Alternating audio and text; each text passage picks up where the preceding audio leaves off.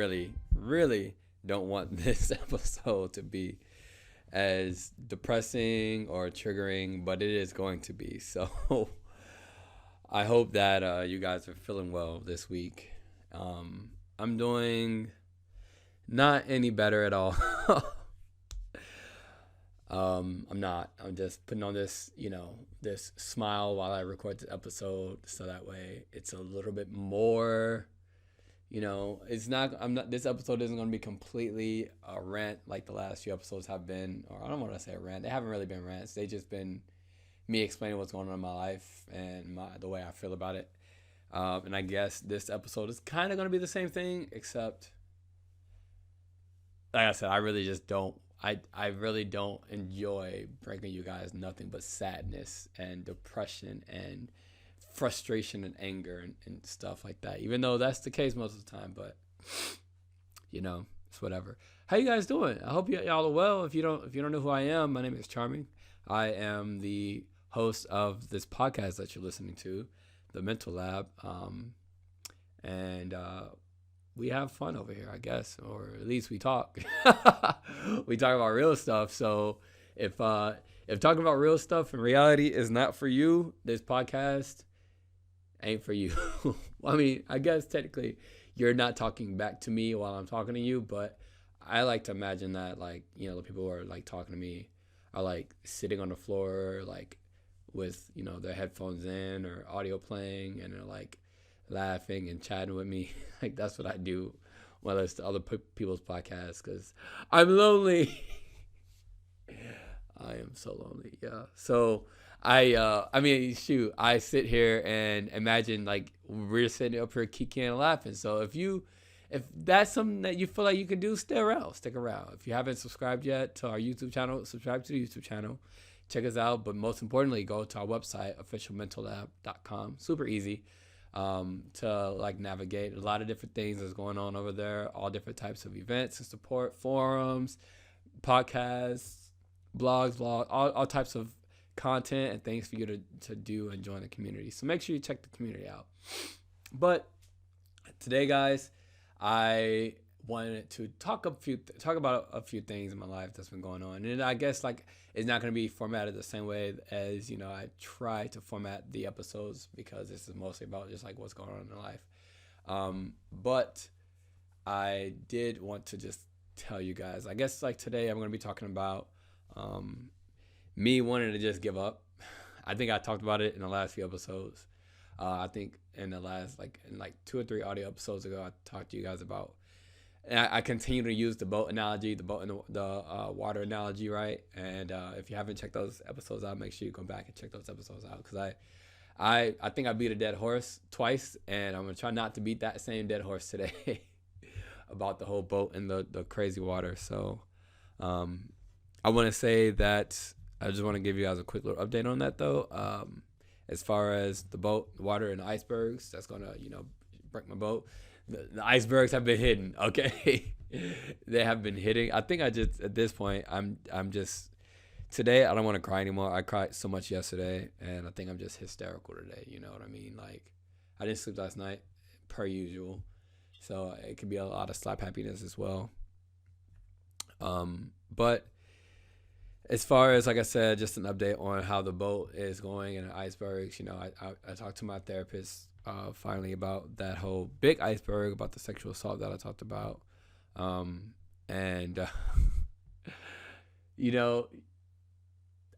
There's not enough counseling. I don't think there's enough therapy in the world. Maybe not immediately or whatever, because like I didn't even have that much time, because there's so many things going on in my life. There's so much going on in my head. There's just so much going on that I need help with. It's like things have to get put on the back burner, or you just don't have enough time to talk to your therapist about everything, And if your therapist is, busy or whatever, the next time you'll see that therapist could be weeks to finish talking about it, So I am just at a loss, really. And I want to say that I don't really believe in myself. And you guys know this. I told you this before.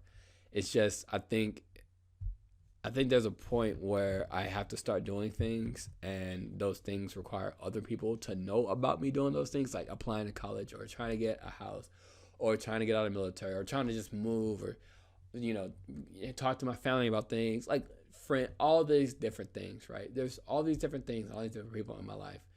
Um, that at some point when I'm trying to make like life changes or whatever, like for instance, right now, me trying to go to school, and like everyone is involved in that, and with me like just giving up yesterday, like you guys know because I've talked about it, you know, I mean, granted, by the time you guys are listening to this, it'll be months down the road from this act, from the situation.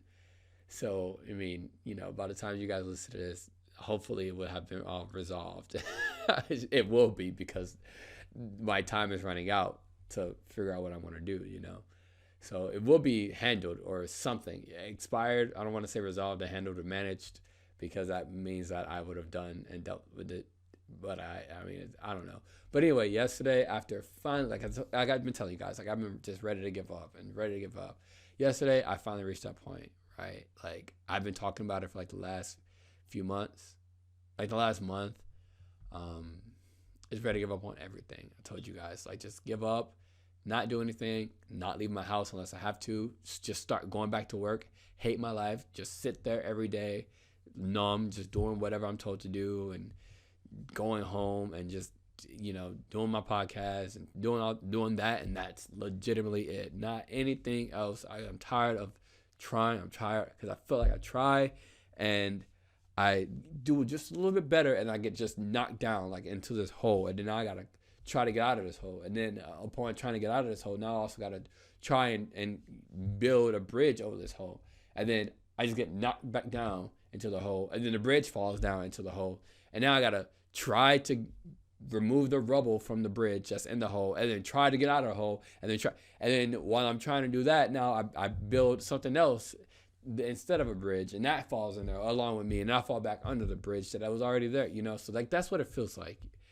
every time I try and do something, I make some kind of leeway, and then I just get thrown all the way back, you know. And so it just got to the point yesterday, I was just exhausted, I was tired, and I told everybody about, you know, my therapist, my psychiatrist, work, my friends and family, the school, literally everybody that I could, just because everybody's involved in it in a way, you know. And I think that's when everybody realized, like, because they're like, where's this all coming from?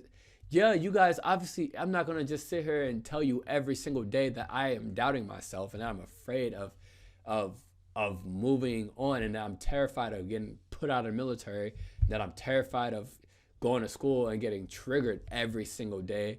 I'm not going to tell you guys all these different things. I'm not going to tell you guys about all the stuff that I'm going through every single day, because I don't want you guys to worry.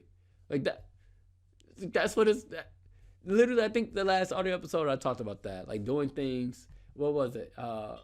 It was Todrick Hall's song, right? I talked about the song of the week last week, and Todrick Hall was talking about how it eventually, like one of the lines was about how, you know, you don't want people to worry, so, you know, you just put on them this mask.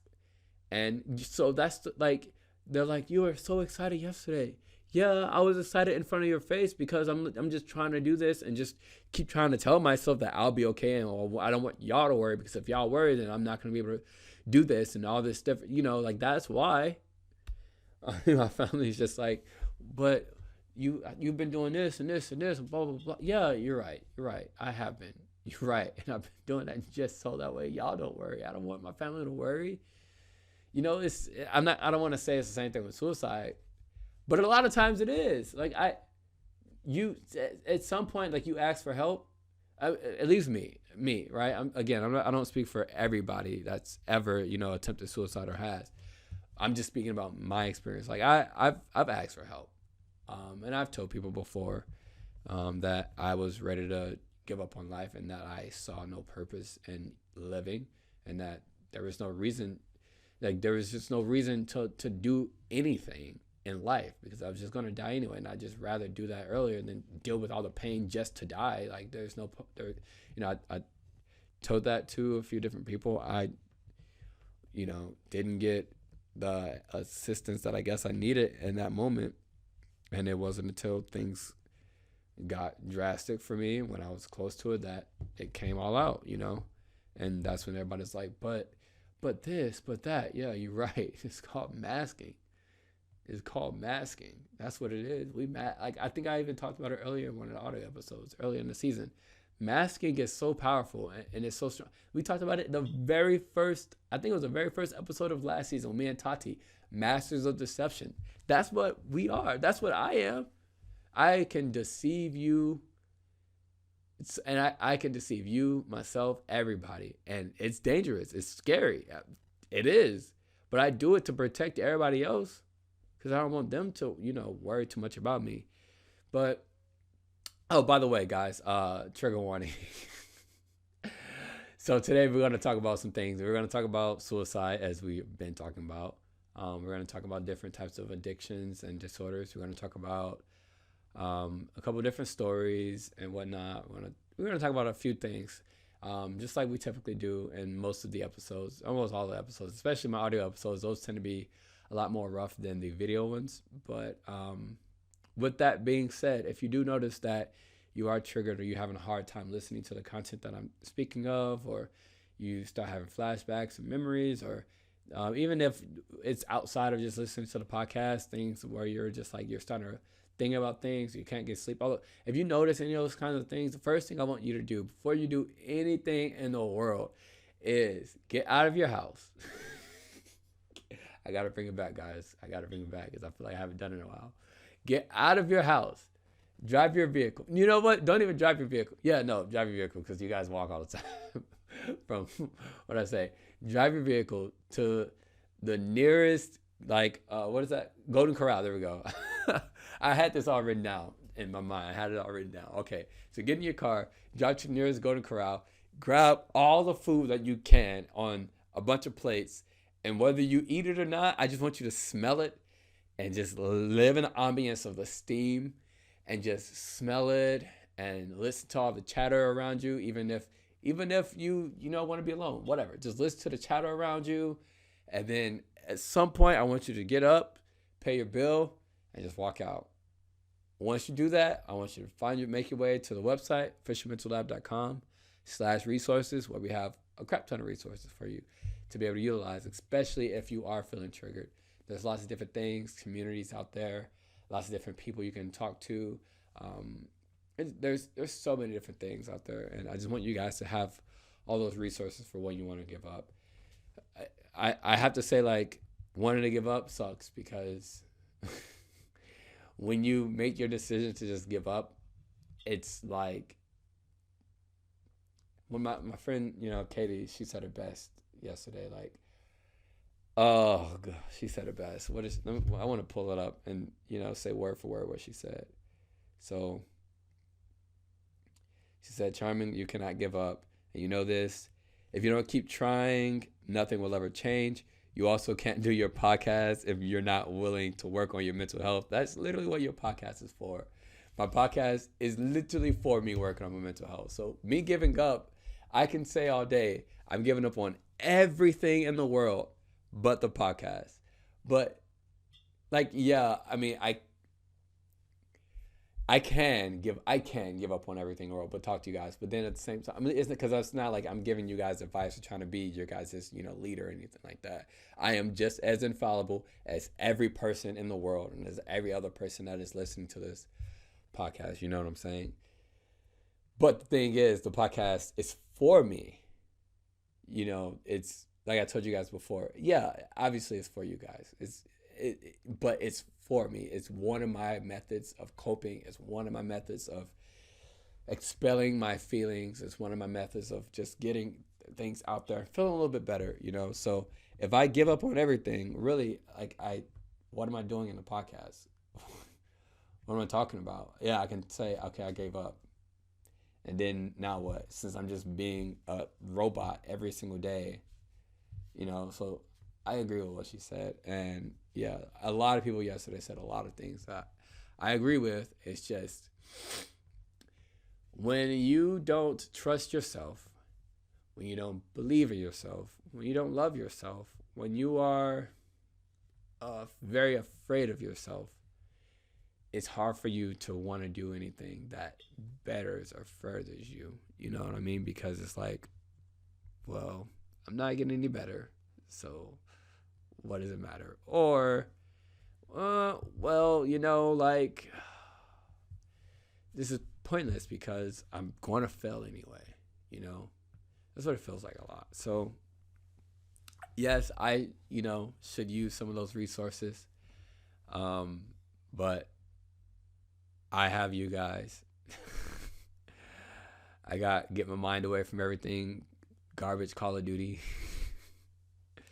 That helps me out some. I have let's just not go to sleep tonight because you don't want to have nightmares. That resource.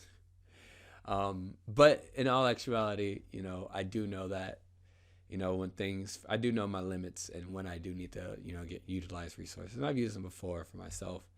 So I just want you guys I want you guys to understand that those are there for you, to utilize. All right, so back to the situation at hand. So giving up, okay, cool. I want to talk about giving up because I feel like it goes a long way. And with me, like giving up on, school and furthering my life and giving up on trying to process the whole sex stuff, whether it's the sexual assault, the sexual triggers, the sexual history, whether it's giving up on life with, and wanting to just commit suicide, or whether it's just giving up on wanting to leave the house. Whatever the case is, giving up. I want to talk about it because I, listen when I tell you this. There is one reason, literally one reason why I have not committed suicide since, or attempted suicide. I don't even want to say that. There's one reason why I have not wanted to commit suicide. Okay. And I need to apply this same reason to the rest of everything that I continuously want to give up on, One reason, guys. And I'll explain that one reason. I may have briefly talked about it before, but there's one reason, all right, that I have been telling myself, that I have been saying, and I genuinely believe. I could be lying to myself about lots of things, but on this one, I'm not lying to myself about, that I don't want to die. And why regardless of whatever the case may be, I might feel like I'm better off dead, but I don't want to die, like when you feel like sometimes I just feel like it would be just the best thing if I was just not here and I was just dead. That would just be the best thing. Yes, it would hurt lots of people, but at the end of the day, sometimes I just feel like that, okay, so I don't feel like that, like 2 days ago, yesterday, yeah, I definitely feel like that, today, because I did think about, the reasons that keeps me going, like everybody else are great motivators in my life, and they give me good strength and all that stuff. It's hard still, whatever, but I think I found the intrinsic reason of why, like the reason within myself of why I should not give up, and it's definitely stronger than listening to everybody else, because I feel like you guys know, like, okay, let me just like break this fourth wall for a second. I think I'm breaking the fourth wall, third wall, fifth wall, I don't know. I feel like you guys know me. Like I notice more and more every audio episode that I say, you guys know, because I've talked about this before. I talked about that. So either one of two things: you guys know me because obviously I'm just putting it out there, or two, I just say the same things over and over and over. I hope that's not the case. And if that is the case, and you are not tired of it, then I hope you hear something different every time I say something. All right, but anyway, honestly, but I don't remember what I was saying about what you guys know. I just want to, okay, so I'm just going to talk about the situation at hand, the story, the reason why I intrinsically feel like I should not give up on, life. Everything else, I guess I need to apply it, but okay, so I think I might have talked about it before with you guys, briefly, but I just want to kind of give the full story. So there is this man on YouTube, and he tells stories, great stories, like dark, mysterious stories, sometimes never-ending story, like those kinds of things. And they're, for the most part, on real life. And he tells you at the end of the video if it was real or not. But I mean, for the most part, like 80% of them are real, true stories. And there's one particular story that I listened to a few months ago, and I'm just gonna kind of try and paraphrase it because it's about an 11-minute video of him talking about the situation. So there, right at the beginning of the pandemic, there was this guy. His name is like Alex or something like that. Yeah, so Alex, and he had just started college, like the year prior, and so once the pandemic hit, uh, like he started realizing just how much the pandemic was taking over, and the school like discontinued or whatever, and they were moving things to virtual, all those kinds of things. And so he moved back in with his parents, from school, and within a few weeks, he had heard about Robinhood, which is like a stock trading app. It's like a very junior trading app, so like it's there for lots of people who don't necessarily understand trading stocks and whatnot. And so because of that, they have a lot of different limitations set in place to where you don't lose too much money, you don't go too far in debt, those kinds of things. I think the minimum or the maximum that they will allow you to lose is like $10,000, which for a lot of people is a lot of money, but like for me, that's a lot of money. Like that's the limitation, but we're not here to talk about that. And so, Alex was a good dude. His family loved him. He loved his family. He had a supportive, life, and he grew up well and whatnot. He was very good with his money. So he had a good bit of, like, he had a few $1,000s in savings. And so he decided, you know what, he's going to just go ahead and try out, trading stocks, see what he can do with it. So he started on Robinhood, and he caught on pretty quickly to it all. He started making a good bit of money, and he let his family know, like, hey, like, this is what I've been doing. And his family was like, okay, cool. They weren't concerned because, like I say, he's pretty good with his money. Like the dude said, like, at the very minimum, like, they would be, if there was anything to be concerned about, it'd be just, okay, he just lost his savings. He'll, figure that out because he's not going to go into crazy amounts of debt, which, okay, makes sense. And so, a few weeks go on, he realized he's just doing really well, and he's like, trying to, make his little way around the app and do all these different things, which is fine and that's good and all. But after like a few months, he realizes that he sees like this options trading section of Robinhood that he hadn't previously like seen or heard of. And so he starts to kind of look around online and kind of see, what options trading is, kind of get schooled up on it a little bit because he's just like, I want to see what it's about. And so what I want to break away and kind of explain it to you guys, because even a dude in the video explained it. But I just want to, I have a website article from Robinhood about what options are and what, options trading is. That should be on the screen if you guys are looking at the visual. By the way, it took me a few weeks ago before I realized that I want to do visual audio podcasts as well as just the regular audio podcasts, because there are lots of visual things that I want you guys to see, and I was going to do them in individual blogs attached to the audio podcast, but I realized I could just make visual audio podcasts. So I mean, at this point, this is audio episode number 9, like episode like number 19 or something like that of the season, literally like one of the last few episodes of the season I'm saying this. But a few weeks ago for me is a few weeks ago in my time, but a few weeks ago for you guys is literally 2 episodes ago. But so anyway, you guys can see this on the screen if you're looking at the visual audio, unless you're just listening. But I'll just go ahead and read through it anyway and try and break it down. Now, I don't understand too much about it, but afterwards I'm going to break it down like this. It's a quick little article, and they give a little example as well. All right, so understanding an option. An option is a contract that gives its owner the right to buy or sell a certain security at a certain price up until a certain date. Look, just bear with me. If you know what I'm talking about, good. If you don't know what I'm talking about, just keep waiting, okay? So an option is a contract. Okay, I just read that part. That gives its owner the right, but not the obligation, to buy or sell some kind of asset, an underlying asset. And options value depends on the price of the underlying security, so a stock. So the price depends upon a stock. An options contract might allow the owner to buy like 100 shares of an underlying asset, which would be a call, right? So you can buy 100 shares of a stock, that would be a call.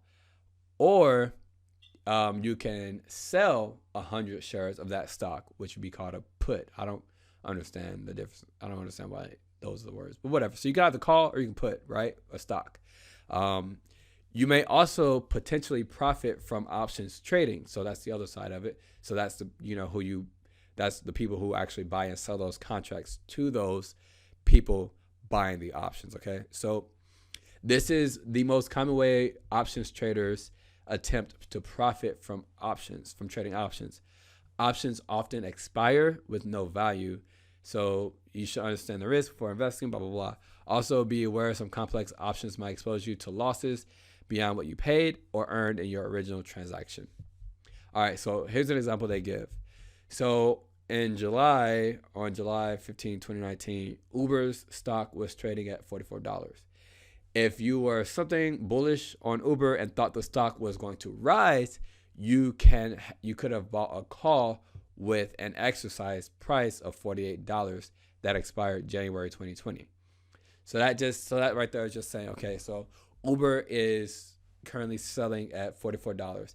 I think Uber is going to, rise and grow and all that kind of stuff, and its stock price is going to go higher.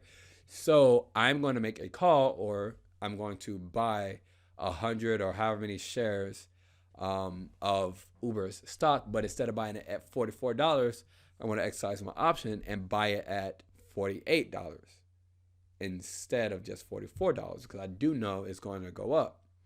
And so that option itself would then cost $3.40, whatever. And since it gives you the right to buy 100 shares of Uber for $48 at any time before January 17 or January 2020, it will cost that $340 plus fees and commissions and all that different kind of stuff. So that's basically just saying you said that, you want to buy the option at $48, blah, blah, blah, blah, blah, whatever. I'm not some stock guy. So look, I'm just reading and trying to make sure it makes sense to all of us, because I don't believe that everybody's this involved in, like options trading and understanding what it means. All right, so back to it. That premium is your cost. So that $340 plus the fees and commissions. So that premium is your cost, and you hope that Uber's price does eventually raise above $48, because if it does, you could make a gain, right? Because it's like, okay, cool. So I bought that at this much, perfect, because I didn't buy it at 44 or whatever. So if the price increases to $55, for example, you could exercise your option and buy that 100 shares for that $48 each, even though they are worth $55. Like, does that make sense? And then, okay, so if the stock stays below $48 through the expiration, so through January 2020, that option won't have any value for you, and you'll then lose that $340. Okay, so you can either make money, good money, or you could lose it all, right? So it's like all or nothing kind of thing, not like, you just pull out and you get the money back or whatever. So their little takeaway to kind of, tie it in, like a little analogy or whatever. So an option is like an umbrella. It could be valuable for you, or it could end up having no value at all, right? So you could have an umbrella, right? And it could be either raining or not raining, right? You could need it or not need it. You can walk outside and need the umbrella, or you can walk outside and just don't need it. So it's either very valuable or has no value to you at all. The beauty with an option and with an umbrella is that you don't have to use it, right? You bought it. Now it's your option whether to exercise it or not. So it's the same thing with the stocks, right? So you bought it. It's your option whether or not you want to cash it out or not. You use the umbrella when it rains. You exercise the option if it's in the money, right? So if the money is there, if the money does become there, then you can go ahead and pull it out and just you have that money. Options expire though, umbrellas don't. But that's just them saying no analogy is perfect. All right, so hopefully you guys have a good understanding of that because yeah, it took me a little bit to understand it. But so that's basically options. It's a lot more meticulous than just regular stock trading, right? Because especially if you are that options trader, you'll be that person that's buying those stocks. So just another little quick little information, whatever. If you are the options trader, if someone that if somebody came up and they were like, hey, I want to buy 100 shares of this stock or a 1,000 shares or whatever the case may be, then they will obviously they'll buy that stock or whatever through your option or your option trading, and if for whatever reason at any point they decide to exercise the option to pull out, you now have to pay that money, whatever it was, and buy that stock up because they exercise the option. And so for the most part, it's up there for high people who understand trading, like Wall Street, whatever the stock market street is, like whatever the street that is. That's like, you need to be that level, right? And so they have the option on Robinhood to like start options trading. However, you have to apply, and Robinhood individually accepts people based upon their credentials and all those different things. And so this back to Alex. So he had been trading for a few months at this point in time. He's like, okay, I want to see what this is about. He reads up and all this. He's like, I think I can do it. I'm sure, I can just start off small and work his way up, all those regular things. And so he applies. He's thinking, I probably also just won't get in. I don't think I'm that good yet. And so he was shocked because he ended up getting approved to start options trading. So he's like, oh, okay, cool. And so he's like, all right, so I'll just, dibble in just a little bit, nothing major. So the next day he gets an email from Robinhood, and this email says, hey, or no, it wasn't an email. He actually went to his app to check his balance or whatever, and it said negative $700,000 or it was negative $700,000. Let me make sure that's what it was, guys, because I want to, negative $730,000, 165. I'm not saying that right. How do I math? Negative $730,165. There we go. That much money was negative in his account. He's like, what? There's no way that already he has that. Like, that's his balance, right? And so he's like, okay, what's going on? So he looks it over. He's checking out through his account, and lo and behold, somebody exercised the right or something like that. But he's like, that doesn't make sense because he didn't So he ends up emailing. He tries to call Robinhood. Nothing, obviously. Automated voice messages, all kinds of things. And so he sends Robinhood an email, and he's like, hey, this has to be a mistake because, I just started. I haven't traded anything that's, worth that much, all these different things. And he's like, maybe at this point, he's like doubting himself. He's like, maybe there's more to it than I realized, and so he's kind of concerned. And so he's waiting for them to email him back. He gets the email back, and it's like, but it's only one of those, hey, we received your email. Someone will be getting back to you shortly. So hours and hours goes by, and he's worried at this point because it's still there, still said negative $700,000. And he's concerned. He's just like there has to be a mistake. And so he goes back, he sends another email, like really pleading them to like look at his account and check it out. And, but once again, he just gets an email. Hey, we received your request. So we'll be with you shortly. And so he is terrified, absolutely terrified. And so he's like, what do I do? Because he's just he's responsible for his money, but at this point he doesn't have nearly enough money to like handle what is actually going on, right? And so his family is not really well off at all, and so this kind of money would just completely ruin them forever, and his generation, that kind of thing. And so he is just concerned. He's like, well, what am I gonna do? So he's waiting, can't sleep. About 3:30 in the morning comes and he still can't sleep. And he finally gets an email from Robinhood.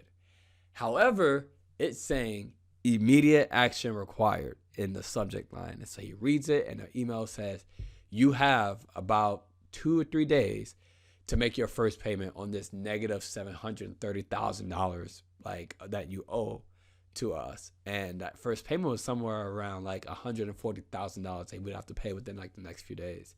And he is terrified at this point, or it's either 100,000 or 10,000. I can't remember which, but look, it's a lot of money, right? It's a lot of freaking money.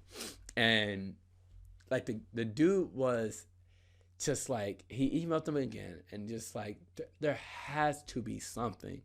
Has to be somebody that can do something. And obviously, once again, he just gets that automated email back.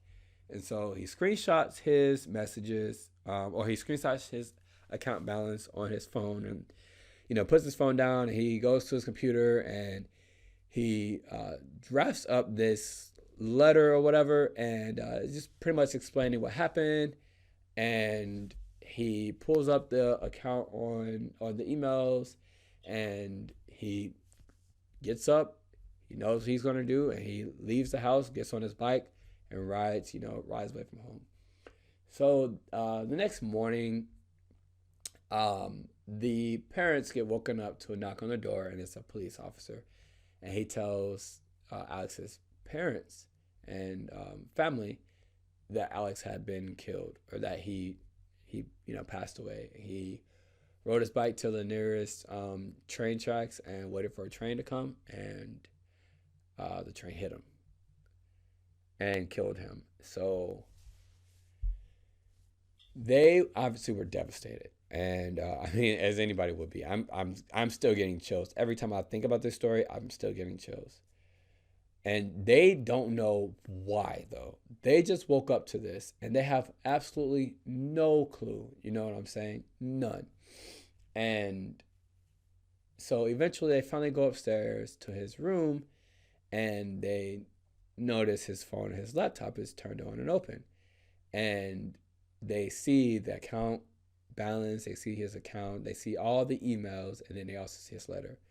His letter explains, hey, mom and dad, family, I love you guys, but there is nothing else I can do. I started options trading on Robinhood, and I didn't think I would get in. But I applied just to see. I got in. There's really no way that any 21 or 20-year-old should be able to options trade, especially like if they're just in college. But the application ended up turning out to just be just basic, right? And so he started it and within a day he owed this balance, and he's like, it would ruin the family, it would ruin everything. I had no other option. And so that was the only thing he could do, in his mind. And that was it. I mean, honestly, I get that. Like, that's rough because you get to a point where you're just like, I've tried everything. I'm trying, and I'm by myself, or I can't do anything. Like, there's nothing else that you can do. And that's what it feels like sometimes.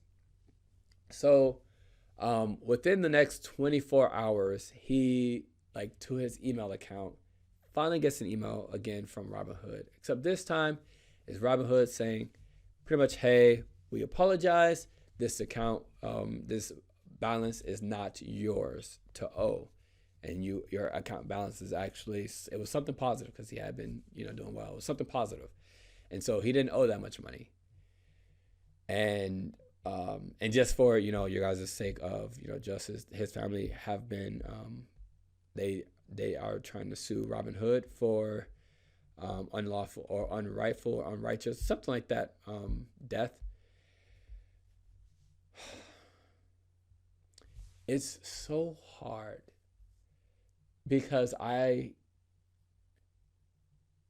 can only imagine that, like, how I know what it feels like to feel like you have zero options, and the only thing that you have available to you is to just say, you know what, this is it. There's nothing else I can do. It's better to just be dead. It's better to just, for him, that was the only way to get rid of this debt, is to just die. And I'm not here to talk about, like the whole American money system and like debt and all that kind of stuff, but it kind of sucks that almost sometimes even death isn't enough to get rid of some of the debt that you have. And yeah, obviously within 24 hours they emailed him back like, hey, like, you're actually good, but like, this man committed suicide. This young man, 20 years old, committed suicide because of that. Because he felt like there was nothing else. And so that right there is 100% of the reason why I do not ever plan on committing suicide or wanting to commit suicide. I know, regardless of how bad things get, and they have been definitely 100% worse than when I was contemplating and ready to attempt suicide. They have been. But the one thing that just keeps me going is that story right there. And it's only because things might be absolutely horrible right now, today, the last month, the last year, the last 10 years.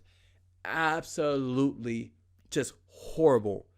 And the day I finally decide to, drop my life, that the very next thing could be something to pull me out, or to help me, or to give me hope, or something. And I wouldn't want to miss that. Like, yeah, it sucks having hope, and I don't want to have hope, because hope is a part of why I get put in this hole with this bridge over me, and then this tree over top of me, and all these different things that I'm trying to climb back out. And once I get out, I'm like, I got out that time. Well, let me try and do something else, and then I just get knocked back into that same hole, right? I just don't want to miss what, just because it could just be right around the corner. My aunt also said it best yesterday, and my mom followed up with it. What did my aunt say? I want to make sure. Again, I just read these off word from word. My aunt says, "We don't quit. This could be your last hurdle, but you'll never know if you quit."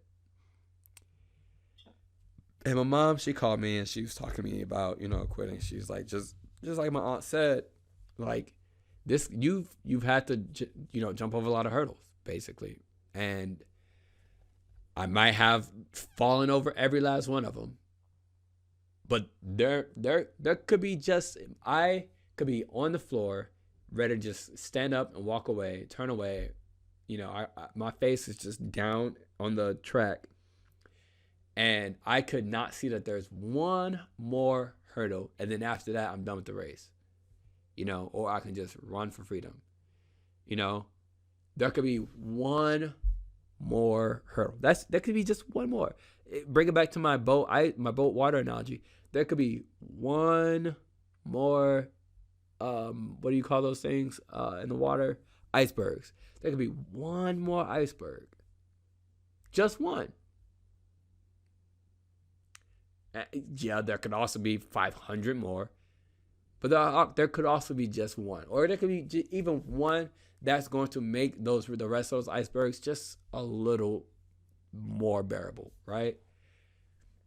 And just like Alex, it's like, yeah, there's zero options, but this one. That's where you're just like, you know what? Let me just fight one more day, And I'm not here to judge Alex at all because I completely understand. But the thing I'm trying to say is, for me, like if I was in that case, knowing what I know now, feeling the way I feel now about that situation, as much as I would have felt, I'm not saying I wouldn't have done what he did, but how do I say this? Okay, I'm trying to make sure I say this the right way, guys. Okay, so what I want to say is that with this knowledge and with this understanding, I guess that the wisdom of one more hurdle or one more iceberg, and this whole fight or try just one more day, and then I just tell myself that again. I'm not worrying about telling myself that again the next day. Just today, I can fight the rest of today. When I wake up tomorrow, you know what? I woke up today. I can fight just the rest of today. And there was a point in time last year. Thanks for beeping while recording my podcast, people. But last year, there was a point where I had written on my mirror, you got one more day of fighting you. Just one more. That's it. And I read that every day, and it helped me to remember that, you know what? I'm exhausted. I'm beat up. I am tired. I feel worthless and pointless and all these different things. But you know what? Okay. My arms are tired of fighting, but I can throw a few more punches today. I got one more day of fighting me. And so in that case, that's when I would be like, you know what? Maybe even if I mask it or not say anything, because I know how not wanting to get help is, not trying to tell anybody, let me just go one more day of trying to email and make phone calls or wait it out to see or this or that. And that one more day would have saved his life. Yes. Hopefully, right? If the situation did turn out the way it did, with Robin Hood, it would have saved his life if he had just one more day of fighting him. But that's why I started this all off by just saying, I want to give up. I'm tired. But I can't just only apply that mindset up for me of not giving up because I might miss the next thing. I can't apply that to only me wanting to commit suicide. I mean, I can and I have been, but it's not wise of me, it's not who I want to be. We've talked about, the persona and the person I want to be. And I want to be somebody who, develops and works on their mental health, regardless, no matter how painful it is and whatnot. That's who I want to be. I want to be that mental health activist and all that different types of stuff. Like Katie said, I can't do the podcast if I'm just giving up. Like, no matter how much I say I'm just going to keep doing the podcast, I can't keep doing it. I can't. If I give up. And so that's why I just want to make sure that you guys at least understand with me, this is why I can't give up on life, and why I continue to choose, regardless of how crappy I feel, regardless of how much I don't feel like I belong on this planet. I never know what the next fight might produce. You know what I'm saying? And I think that's how I keep my strength to live. But I think it's time for me to really remember that when I just want to give up on everything and just isolate and stay away from literally everybody and not do anything to better myself. Or even if I'm not bettering myself, just do something just to do something. I can't give up. I don't want to, because I don't know if this is the last hurdle. And if it's not, and I'm still exhausted, well, I'll take a break. I don't have to fight all the time, but I'll take a break. I'll just sit there and stare at the hurdles, the rest of the hurdles. Maybe I don't know, maybe even staring at the rest of the hurdles are going to make me feel even worse. I know that that's probably what's going to happen because I'm just standing there like, why life? Just looking like I just got beat up. Just in a boxing ring with Ronda Rousey or something like that. Me in a boxing ring with Ronda Rousey and just staring at her after she done already beat me. Just like, I know I got to go another round. Will I make it? Maybe. And so that's where my head is at with that, guys. That's not all, because I am going to record this episode for you guys that I have been wanting to record for weeks and weeks now, at least to you guys. But I wanted to give that extended update on my situation of giving up and the boat and the water and all those things, you know. It kind of goes hand in hand a little bit. It goes good hand in hand with the actual episode I want to record for you guys. So I want to talk about my relationships and my past with those and how they weigh on my future and weigh on me now. Because, so obviously I've had a lot of sexual trauma. We've talked about this. Here we go again. You guys know me so well. I've talked about this before, right? And I feel like it's all I'm amounted to. You know, I feel like regardless of whether I've had healthy or not healthy relationships, I feel like regardless, that the sexual whatever being is all that I'm amounted to, right? Like that at the end of the day, no matter what, in my life, this is just going to be me. And now a lot of that obviously comes from sexual trauma and sexual triggers and all this other stuff because I can't figure out my sexual addictions. You know, like I've been good with, you know, not having unhealthy sex and sex parties and all this other stuff. I've been good with that kind of stuff. And I've been good with having healthy sex or just not having sex at all, really. So that's good. But it's all the other stuff. It's the nightmares, like the nightmares, the triggers, the masturbation, like all that stuff, right? Whatever. All that stuff, I feel like I'm amounted only to. Next. Now, due to my relationships, and I'm gonna briefly go through all my relationships with you guys and just kind of talk to you about, you know, their evolution and their endings and all that kind of stuff. So you have a good understanding, at least a brief understanding of what I'm talking about. But I cannot talk bad about any of my exes. And one, that's my choice that I would not talk bad about my exes. And two, it's not like I just go out there and I pick, you know, bad dudes to be with, you know, like I don't. I pick decent dudes. Like, yeah, other people might not like certain individuals. Certain individuals, and they don't like them for me. But in the same breath, it's not like they are, you know, inherently, incessantly, whatever the case, whatever the word I'm trying to look for. It's not like they are just bad people. I don't pick bad people to be with. You know, I don't do that. And so, for the most part, people that I would date, I would take home to my mom. All right. So, because of that, I don't necessarily have bad taste in my mouth for my exes, right? But the one thing that I do have in my mouth, or I don't want to say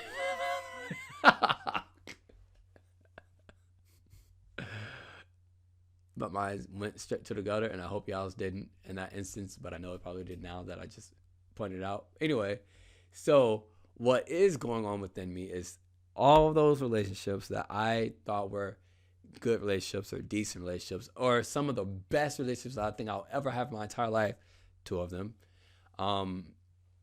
they all ended. My marriage ended. My marriage to my ex-wife ended.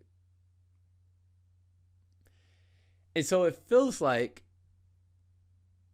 and it's something that has weighed on me a lot over the years. Am I worth being in a relationship? Am I?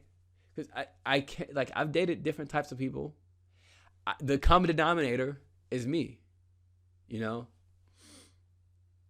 So it has to beg the question.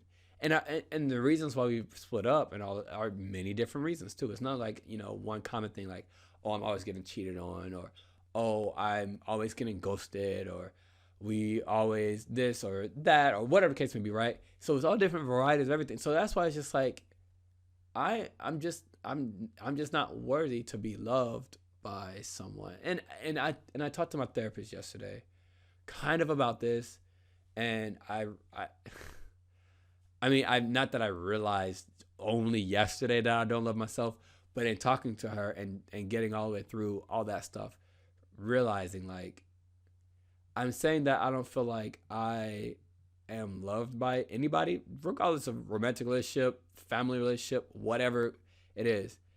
It's not that I just feel like I'm unlovable. Me, I feel like I am unlovable. Not that everybody, not that no one loves me. Cause that when I say no one, I used to feel like that, like no one loves me. I used to feel like that deep down inside my core, like you can tell me you love me, but you don't truly love me. Like even and not to hurt, anybody who loves me's feelings, because this is something that I've had this in my mind since I was a kid.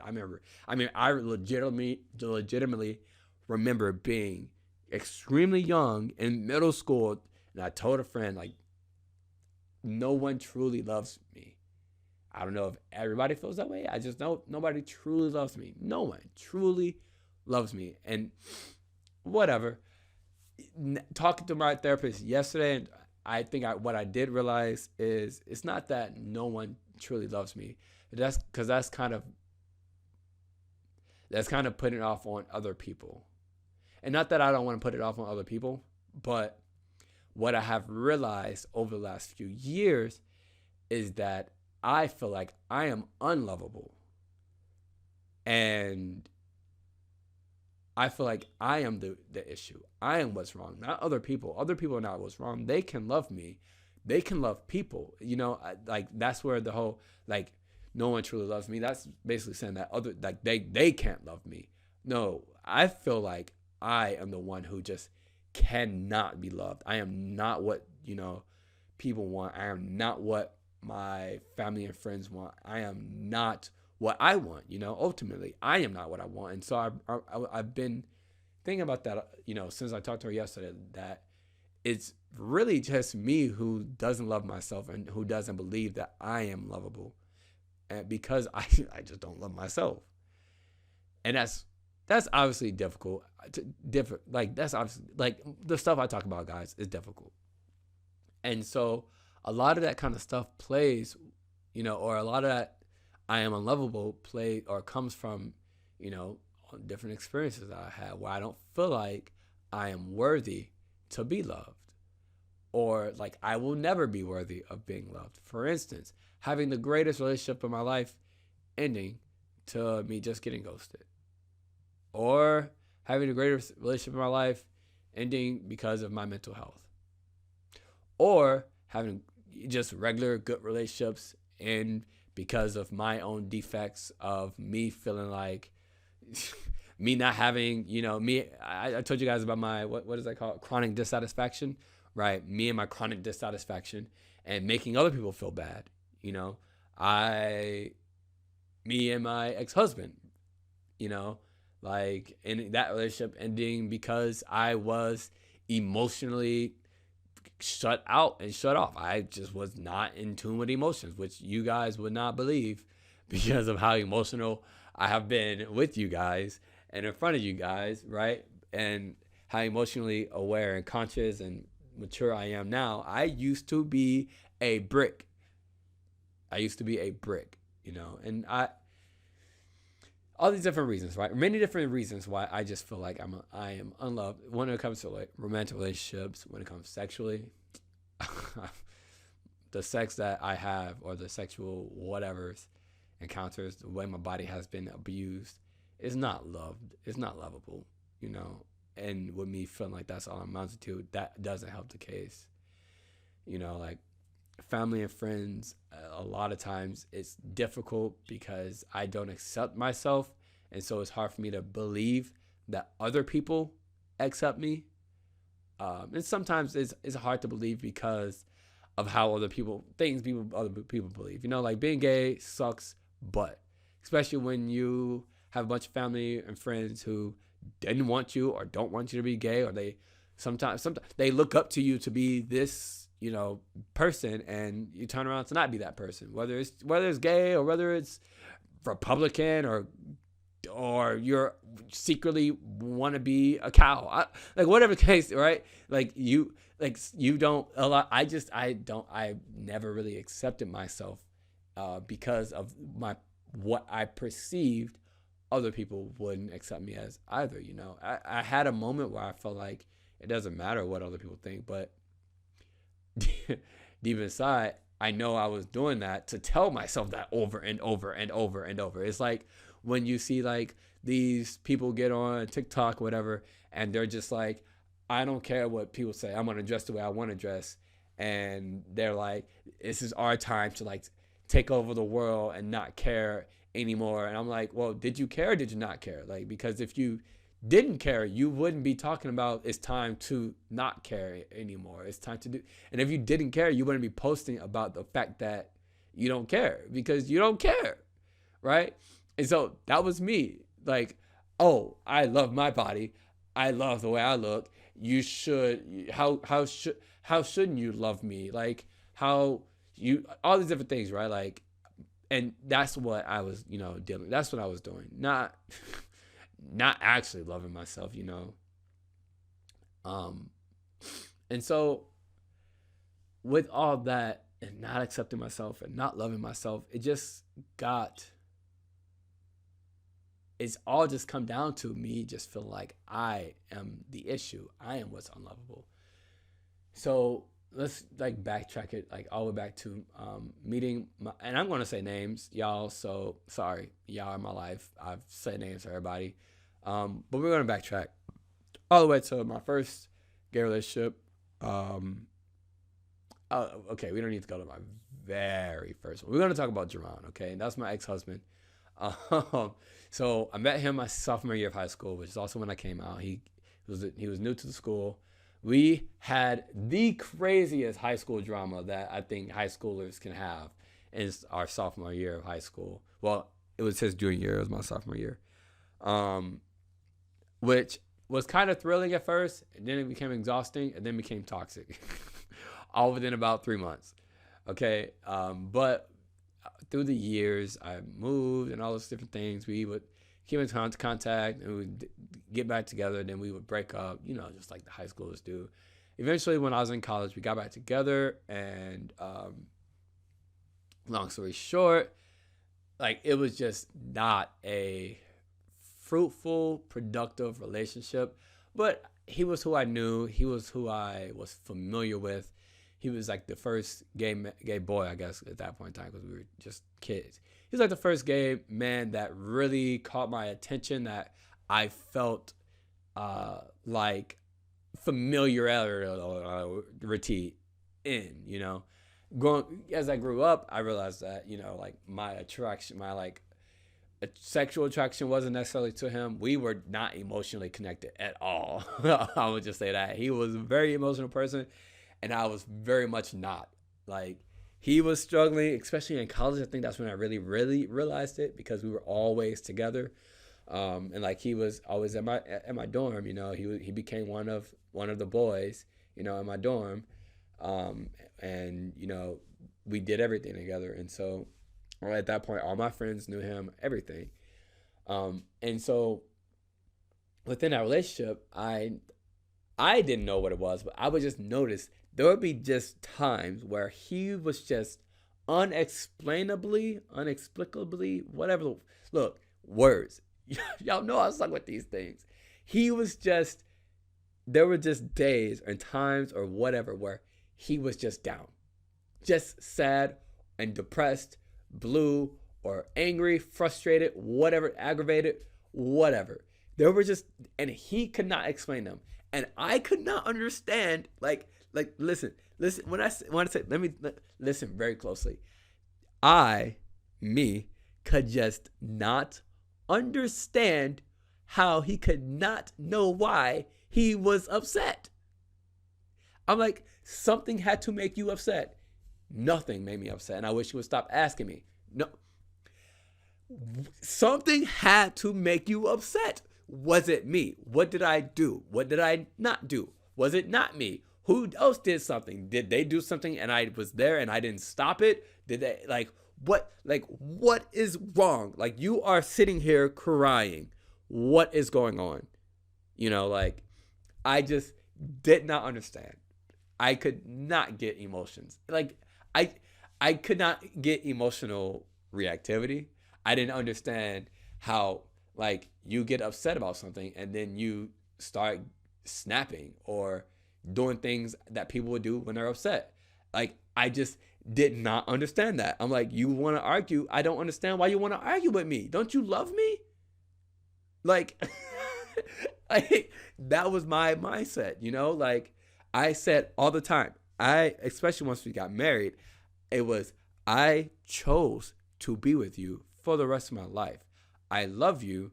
You are my forever person. Why would I choose to be upset at you ever? Why would I choose to argue with you? Why would I choose to be mad at you? Why would I choose to have any kind of negative energy towards you? Right? Why would I? Why would I?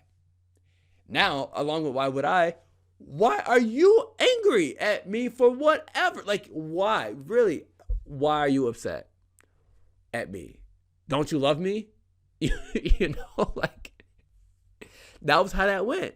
And obviously, I know now that was absolutely horrible of me, and kind of codependent in a different way than I kind of really understand how to explain to you guys.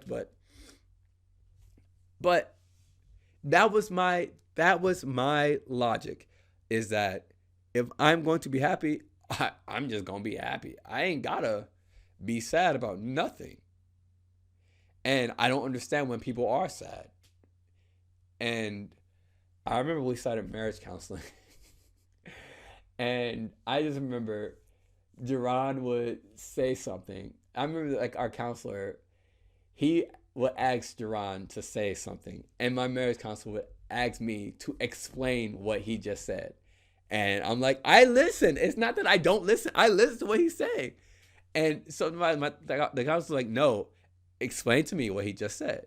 And I'm like, he just said this. He's like, now what does that mean to you? That means this.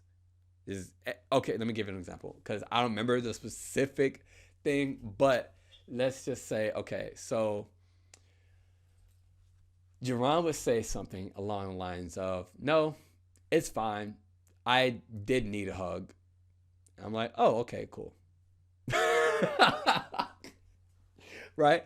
And so we're going to use that example, okay? So we're in therapy or in counseling, and the counselor's like, Jerron, give a sentence. And Jerron's like, okay. Oh, it's all right. I guess I didn't need a hug. It's all right. I'm okay. And he's like, all right. Now, what did he just say? And I'm like, I was listening to what he just said. I get it. He's like, no. I'm not checking to see if you're listening. Now, what did he say? I was like, he said he doesn't need a hug and that he's feeling well. He's like, okay, well, that's literally what he said, but what does that mean to you? He doesn't need a hug? What do you mean? He doesn't need a hug. And he's like, you see, the thing is, he talks to both of us. He's like, Jerron, see, the thing is, you are a very emotional, reactive person, and you react on emotions, and you have this allegory to the way you speak and the way you feel, and that to some degree is okay because it helps you to cope and blah, blah, blah, but that passive aggression isn't good, and this, and this. And he looks at me, and he's like, you need to understand that not all the time are people going to be saying exactly what they need to say, because if they're saying exactly what they're going to say, it's probably going to hurt your feelings. And I'm like, if he wants to say something that may hurt my feelings, just say it. I love him. I'm not going to get upset. So he shouldn't get upset if I were to do the same thing back to him. But I don't say things that hurt his feelings because I don't need to. And because I wasn't like an abusive person or a mentally or emotionally abusive person, guys. Like I wasn't that. I mean, I guess to some degree, not understanding emotions is some form of like emotional disconnection, which I guess at some point maybe that's like neglect. All right, and I guess neglect can be considered abusive. Yeah, right.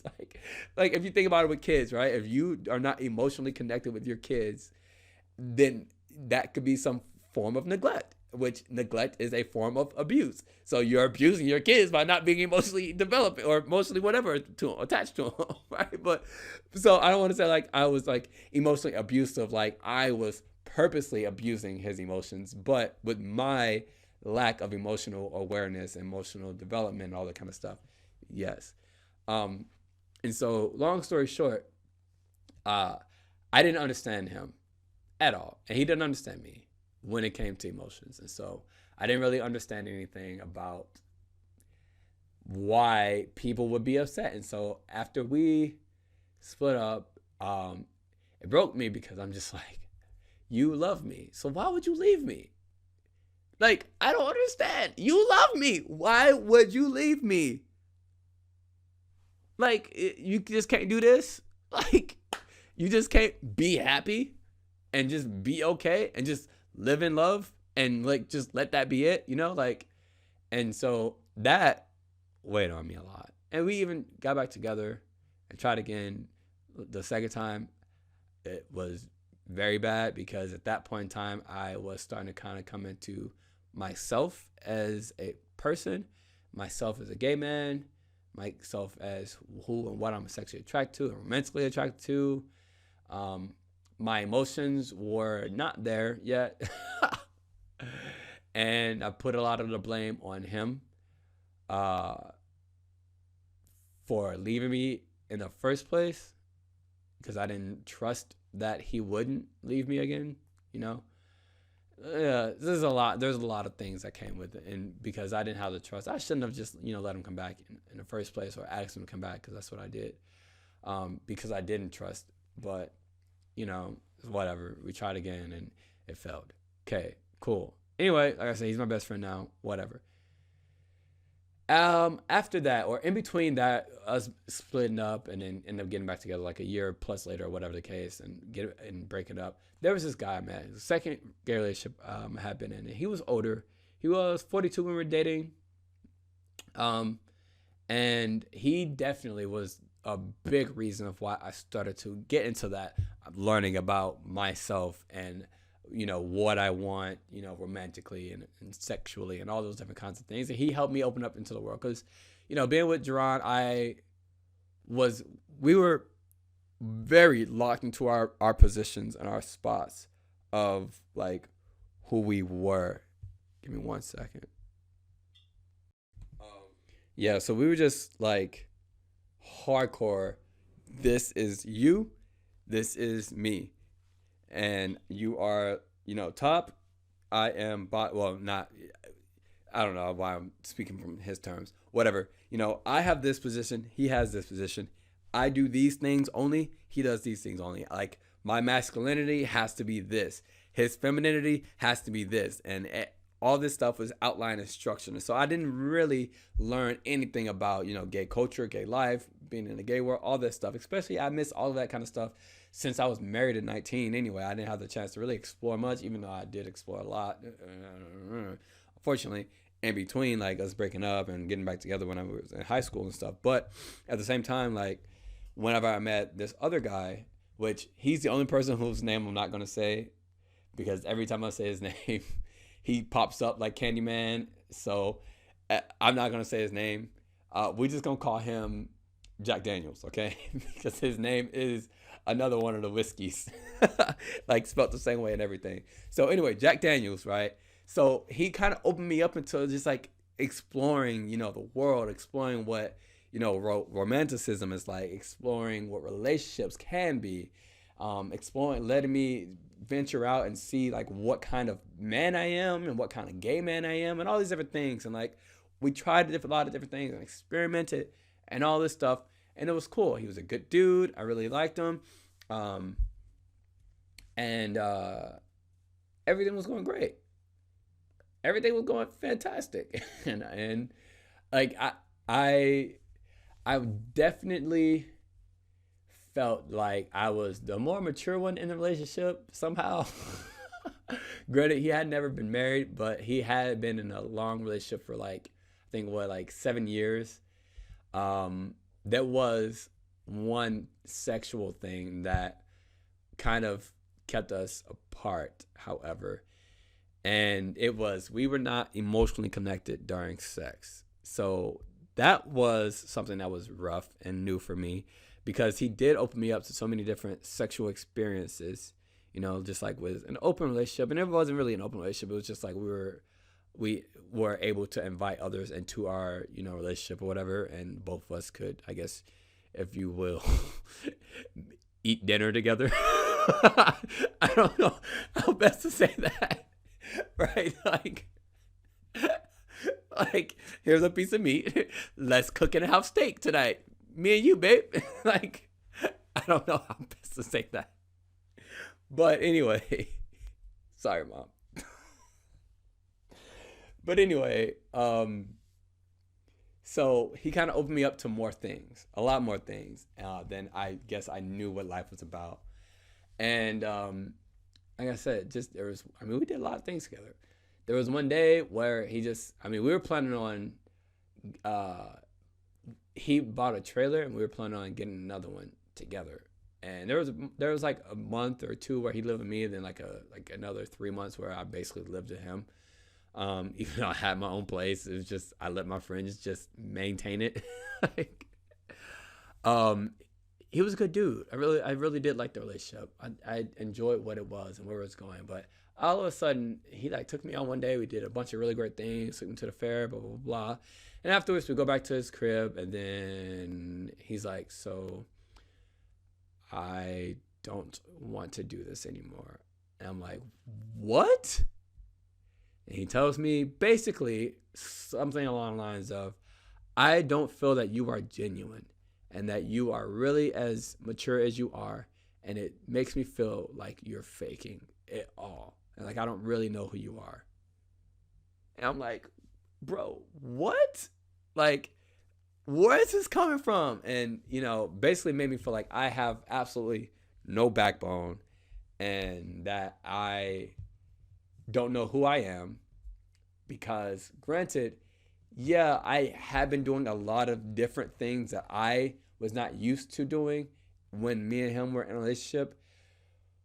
But that's because I was trying to learn about me and trying to open myself up. So yeah, like me, myself, like who I am, I was more mature than the average person. Yes. But when it comes to relationships, I didn't think that I was that mature because I had only been in one, and that was the one marriage I had been in. And like I said, we had our little structure, and this was this, and this was that, and that was it.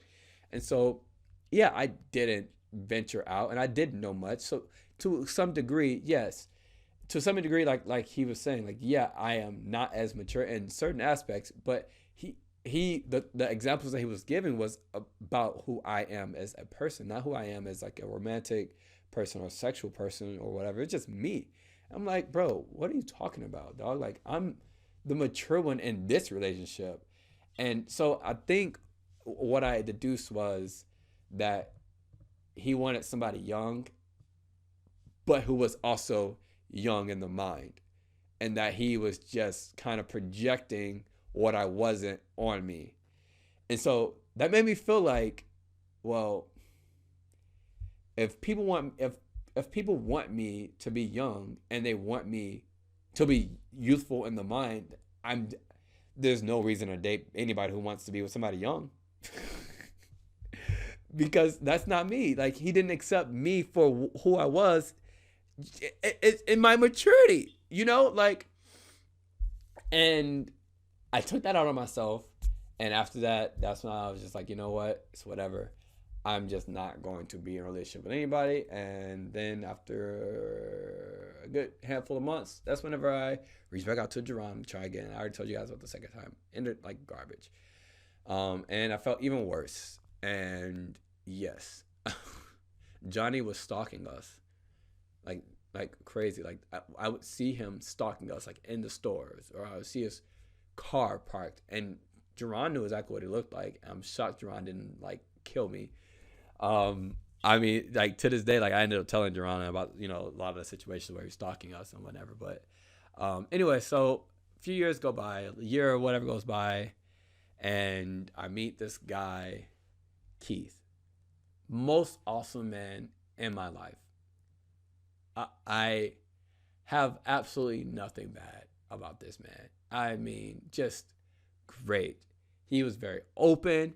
He was very trusting, trustable, like very caring. We did like he helped me expand my eyes of what relationships were, further than Jack Daniels, further than what Jack Daniels did. Like Jack Daniels kind of expanded me on the exotic side, and that was fun.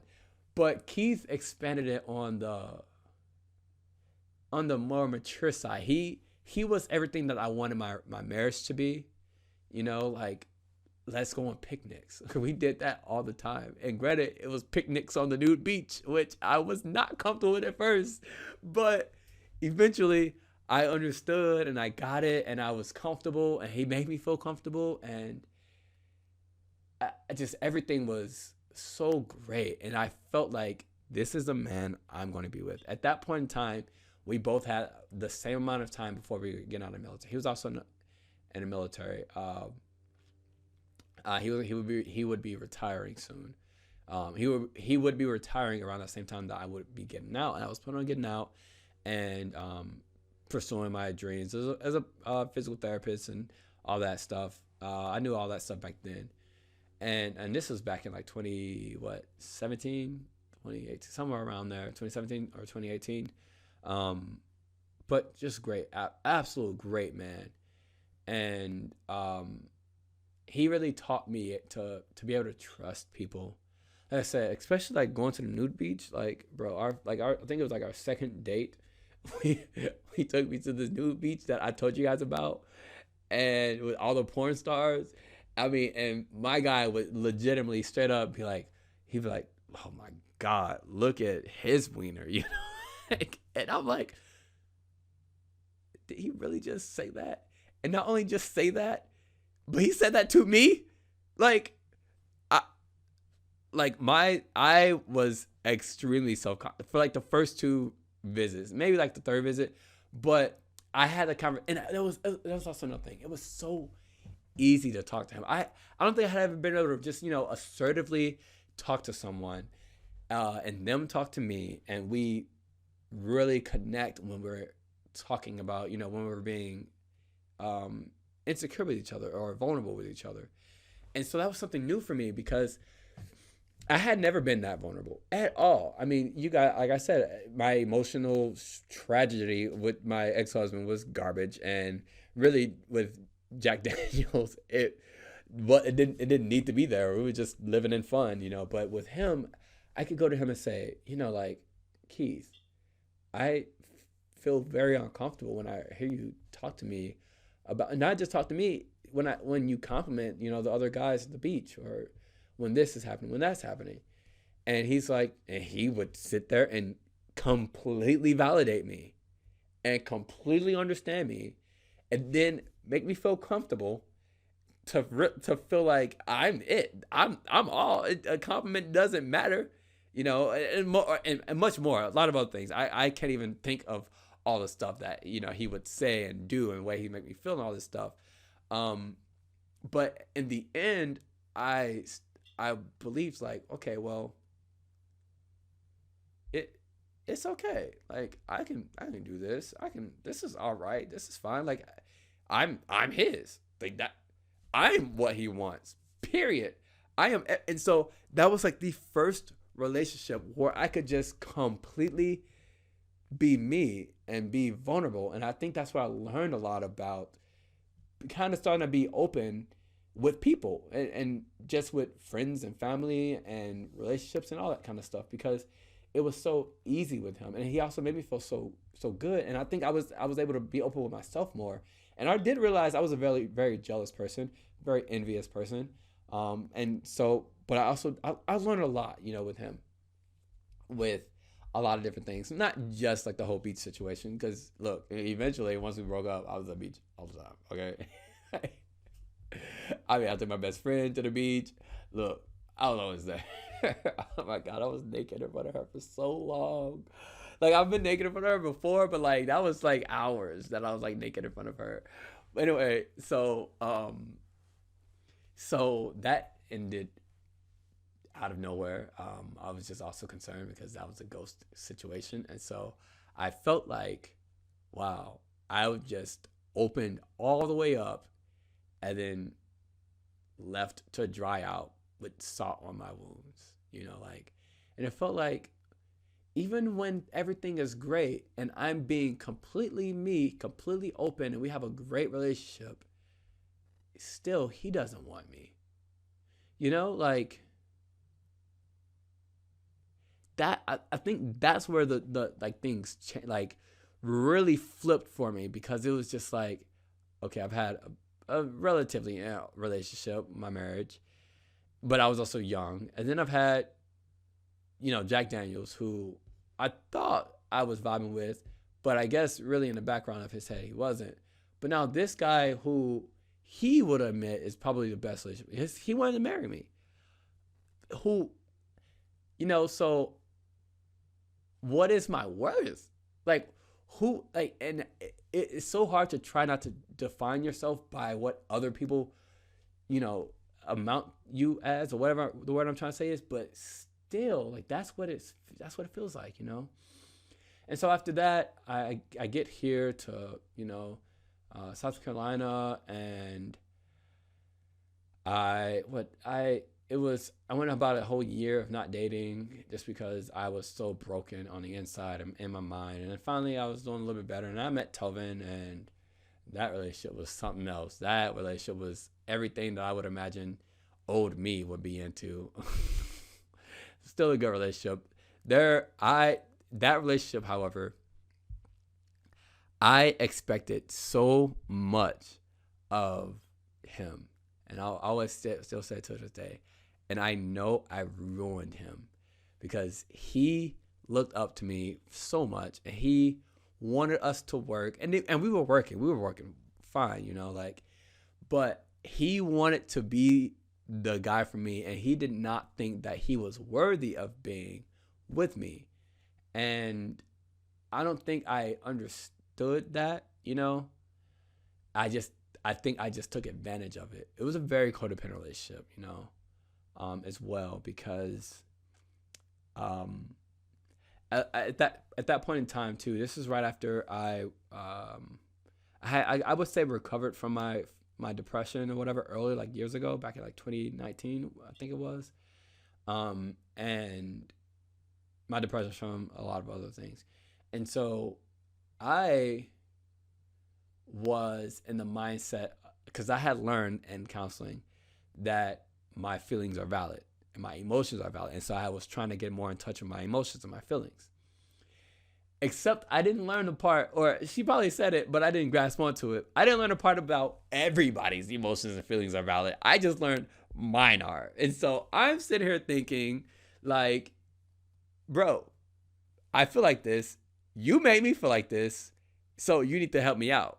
And you need to fix this. Like, and my emotions were like that all the time. And I expected the world of him. And I expected him to be Superman. And he tried his hardest to be Superman. Lord, did he. And he was always let down. I guess in that manner, I just beat on him when he just did not, make my expectations of what I wanted from him. And it would be things like, okay, well, I'm upset. You should be making me feel better.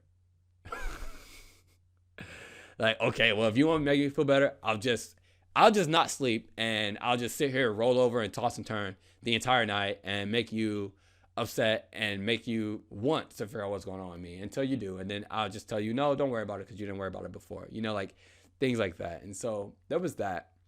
Then there was also things and times we would just get into arguments and fussing, and I would not let him just forgive or I would not just let him like figure it out. I would just keep pressing the issue until I got the answers of the things that I needed and I wanted, and the feelings that I needed, I was very toxic in that relationship. And I would say to a certain degree he was as well. But at the end of the day, I still think I absolutely ruined that dude. Like he was already had not had good relationships prior. And I was just like, I want him to have a great relationship with me. And I don't know why I put so much pressure on him and why I just didn't let things happen, but I didn't. And I really screwed him up. And I didn't realize that until after my next relationship, when the same exact things were happening, except this time it was times 10, because this was earlier last year when I was ready to commit suicide, when I got sent to the hospital, when I got put in the house, and I got done all this stuff and all these different things. When I was doing the same things with him that I was doing with Telvin, and I was learning about my actions and my codependency and my, like my abandonment issues, and learning about me and my emotional development. When I was learning about all these things about me in all my relationships, I looked at the current relationship that I was in, and I was like, bro, Telvin tried to be, I expected Superman of Telvin, and he tried that. This guy was not about it. He was not gonna sit there, and not that I need somebody to be about trying to be my Superman, especially if I'm doing it in a very codependent, toxic way. It's not that I need it, but he was so against it, he made me feel bad. And that's the thing. There's a level where, you can say, this is a boundary and this is not healthy, versus making me feel bad that I am screwed up, while also knowing that I'm trying to get help and that I'm currently screwed up and that I'm currently like working to get help and figure this thing out, like it was even, I would still say a great relationship, like my second best relationship ever. But it was at that moment when I realized that I was expecting the world of this dude, just like I was expecting the world of Telvin. And when it came to Telvin, I reached out to him to expect after my breakup, after we split up, or he ghosted me, and I finally just decided to leave or whatever, or let him know that I was done. After that, with Alan, was the last guy. I reached out to Telvin to talk to him, and we were talking, and this dude was so like terrified and self-conscious and had no self-confidence that he is even worth being friends with me, basically, and being around me and talking to me. And I felt that, and I was like, it's my fault, because if I hadn't made him feel so worthless when we were together, he wouldn't feel like this.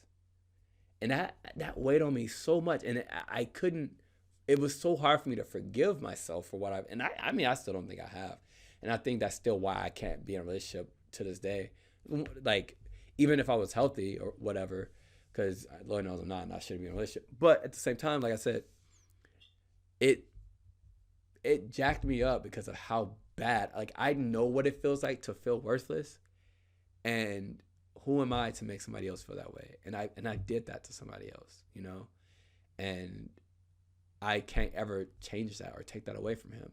I can't ever retry it. I can't do any of that stuff to make it better for him, And so it hurts me a lot, because it's like, well, what if I do the same exact thing in another relationship? I'm not even worthy of somebody else thinking that I'm more worthy than them. I'm not even worthy of that. Like, I'm not worthy of any of that kind of stuff. And so when it comes to like feeling like I am just unlovable, that like I know a huge part of that are my romantic relationships, and it's because of me. In those, I mean, I don't want to just say it's because of me, but I honestly truly feel like it's because of me. All of it is. And so giving up on love or finding love is the easy part. Forgiving myself, forgiving the others that I've been with, getting over it all is what's difficult. And so that's why I've been pushing off, potential relationships, and pushing off just dating boys or having some kind of really emotional connection with them, just because I gave up. It's easier to just do that. Just give up. Don't even attempt to catch somebody's fancy. Don't even don't even try, because I just don't feel like I am lovable. And so maybe one day I can work on that and get better and become what I feel like is lovable. But at this point, I gave up a long time ago. I gave up last year and I ain't trying no more. But that's kind of the brief summary synopsis of what all I want to talk about with the whole relationship thing. There was a few other things I had. There was a good bit I had noted down because it's gonna be a full episode, but I don't want this episode to run too much. And we talked about two huge topics: me giving up and me feeling unlovable today. So, if you guys can take anything from that, take it.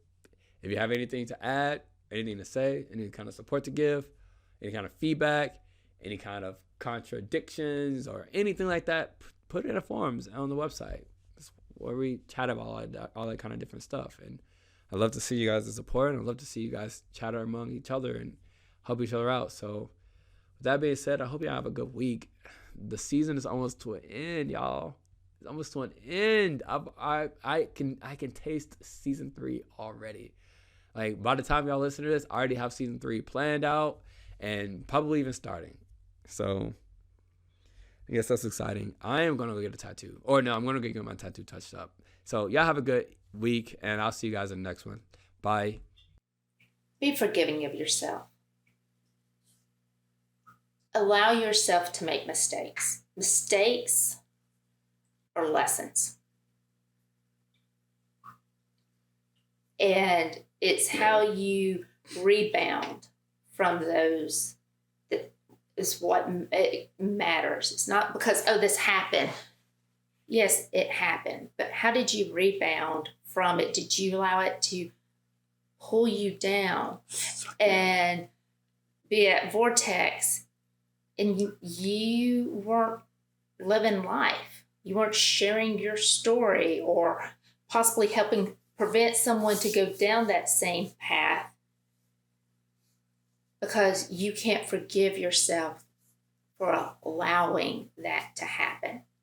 Sometimes it's not allowing, it's just circumstances. So be forgiving of yourself. And although I shared part of my story, there's still stories that I keep very guarded. Because I do worry about what people will say. Well, what did she do? Or that, I will be judged by it, or I might not be ready to discuss it. But when you feel confident in your life's journey and the situation you've experienced, share your story with someone else, because